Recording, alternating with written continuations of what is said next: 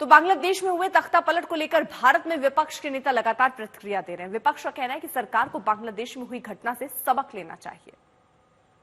जो तानाशाही शाह होते हैं, जो लोकतंत्र का मुखौटा लगाकर अपनी तानाशाही देश में चलाते हैं, लोगों की भावना, लोगों का स्वातंत्र, लोकतंत्र कुचल देते हैं।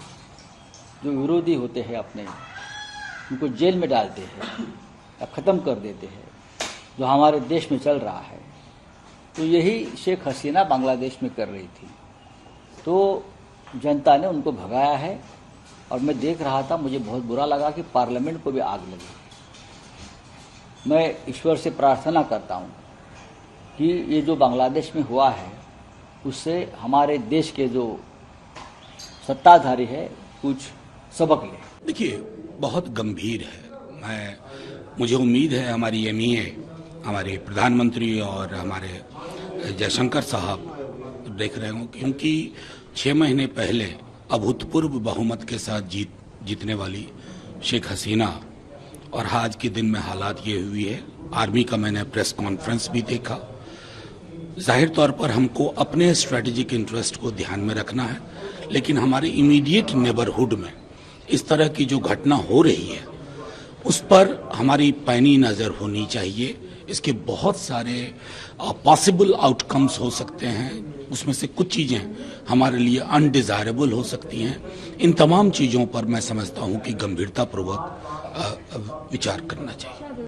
बांग्लादेश के जो डेवलपमेंट हैं वो चिंताजनक हैं। शेख हसीना और अवामी पार्टी का शेख मुजीब के समय से ही भारत से बहुत गहरा रिश्ता रहा है। हम वहाँ के लोकतंत्र के लिए और शेख हसीना के जीवन के लिए चिंतित हैं।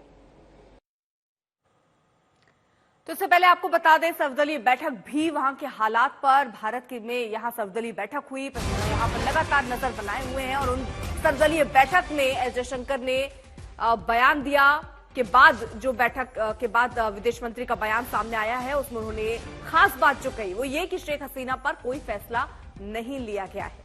यानी अभी उन पर कोई फैसला नहीं लिया गया, लेकिन बांग्लादेश पर नजर, वहां के हालात पर नजर लगातार भारत की बनी हुई है। ये बात भी विदेश मंत्री ने सर्वदलीय बैठक के बाद कही है। हिमांशु मिश्रा हमारे साथ, हमारे सहयोगी जुड़े हुए हैं। हिमांशु, शेख हसीना पर अभी कोई फैसला नहीं लिया है भारत ने, और बांग्लादेश के हालात पर जरूर नजर है, ये कह रहे हैं विदेश मंत्री। बिल्कुल, शेख हसीना पे कोई फैसला नहीं लिया है और भारत अभी वेट एंड वॉच की स्थिति में है। 20,000 लोगों को वहां से बाहर निकालने का प्रयास जो है सरकार का चल रहा है, जिसमें ज्यादातर छात्र हैं। 8,000 से ज्यादा लोगों को बाहर जो है वो निकाला जा चुका है। और सरकार का ये भी कहना है कि वहां से जो लोगों को बाहर निकालना है वो स्थिति बहुत खराब नहीं है, लेकिन फिर भी हम सावधानी बरत रहे हैं और कोशिश है कि हर जितने संभव हो सके सभी लोगों को भारत लाने का प्रयास जो है सरकार की तरफ से चल रहा है। और जल्दी भारत के जो भी प्रवासी वहां पे हैं उन सबको भारत लाने का जो प्रयास है वो सफल भी होगा। लेकिन अभी वेट एंड वॉच की स्थिति पे है वहां पर, और जैसे ही कोई भी डेवलपमेंट होगा सभी विपक्षी दलों के जो नेता है उनको सरकार की तरफ से ब्रीफ किया जाएगा। एस जयशंकर का आज दोनों ही सदनों के अंदर जो है बांग्लादेश की स्थिति को लेकर जो है स्टेटमेंट हो सकता है, लेकिन देखना यह है कि जयशंकर कब जो है लोकसभा और राज्यसभा में अपना वक्तव्य देंगे बांग्लादेश के स्थिति को लेकर। लेकिन हिमांशु, अभी तक ये देखिए, एक तरफ ये कोशिश जरूर हो रही है, वहां जो भारतीय मौजूद हैं 12 से 13,000 देखिए संख्या बताई जा रही है, उनको भारत लाने की कोशिशें भी हो रही हैं। दूसरी तरफ बांग्लादेश के हालात पर विदेश मंत्री कह रहे हैं नजर भी है। लेकिन हिमांशु, सबसे ज्यादा सवाल अभी यही कि शेख हसीना, क्योंकि क्लियरेंस मिल नहीं रहा, अभी जो जानकारी सामने आ रही है, देखिए क्लियरेंस भी नहीं मिल रहा और अभी फैसला नहीं हो पाया है। गवर्नमेंट सर्वदलीय बैठक में ये भी नहीं कुछ ऐसी चर्चा हुई कि क्या प्लान भारत का है अब इस दिशा में। देखिए, भारत अभी वेट एंड वॉच की स्थिति पे है। शेख हसीना भारत आ चुकी हैं, हिंडन एयरबेस पे हैं।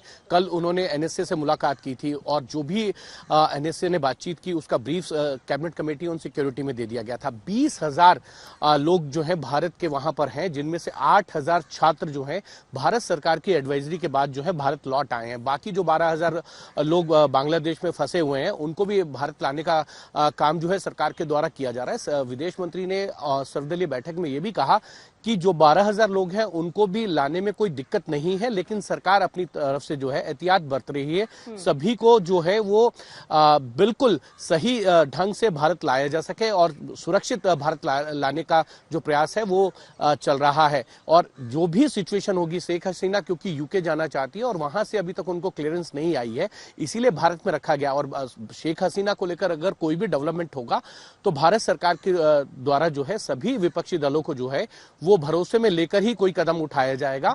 और ये भी एश्योरेंस दिया गया है सरकार की तरफ से कि हर चीज जो है भारत सरकार बांग्लादेश पे अगर कोई कदम उठाएगी तो उस पे विपक्षी दलों के साथ कंसल्टेशन और डिस्कशन के बाद ही जो है आगे बढ़ेगी। लेकिन इतना जरूर है कि बॉर्डर एरिया को जो सील किए गए हैं जिससे इन्फिल्ट्रेटर्स जो है वो भारत में ना आ सके, ये जानकारी भी जो है विदेश मंत्री और रक्षा मंत्री की तरफ से जो है वो दी गई है इस सर्वदलीय बैठक में।